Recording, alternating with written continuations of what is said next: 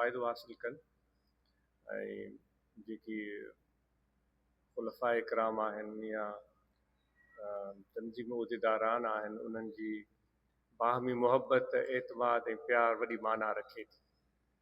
चवंदा आहिनि त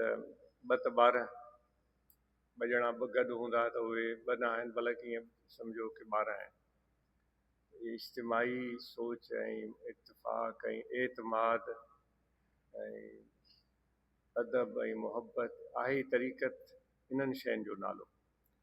तो इनशाला जेका ये मिशन आहे इनखे दोस्तनि बहितर सम्झनि था ऐं इनखे अञा बहितरीन बनाइण जी कोशिशि जारी रहे।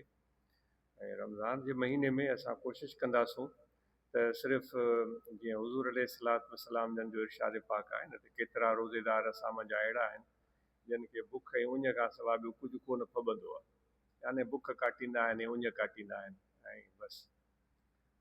असां कोशिशि कंदासूं त हिन महीने में पंहिंजे रवियनि में आदतुनि में अख़लाक में तब्दीली आणियूं, रोज़े जी तकमील थिए, मुकमल थिए।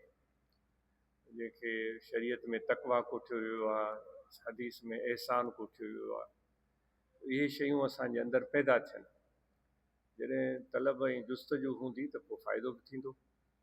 इंशाअल्लाह महीनो रमज़ान में थोरा ॾींहं बाक़ी आहिनि त दोस्तनि जी कोशिशूं हुजनि त हिन महीने में हर ब्रांच में का न का सरगर्मी थिए। जीअं अब्दुल रज़ाक साहब हुयो या मुश्ताक साहब ऐं ॿिया दोस्त आहिनि, पंहिंजे ज़िले नौशूर फ़िरोज़ जे ब्रांचुनि में रमज़ान शरीफ़ जे दौरान का न का सरगर्मी जारी करायो। पोइ भली सुबुह जे टाइम ते कयो, इफ़्तार जे टाइम ते कयो, कुझु बि हुजे। जेके असांजा भाइर क़ुरान मजीद पढ़ियल न आहिनि, कुझु क़ुरान मजीद पढ़नि, क़ुरान मजीद पढ़ियल आहिनि त कुझु तजवीद क़िराअत सिखनि, उहो बि अचेनि थो त कुझु आयातूं सगूरियूं यादि कनि, कुझु हदीसूं यादि कनि। हिन महीने में अहिड़े क़िस्म जी ब्रांचुनि जी सतह ते कोशिशि थियणु खपे। जज़ाकल्लाह।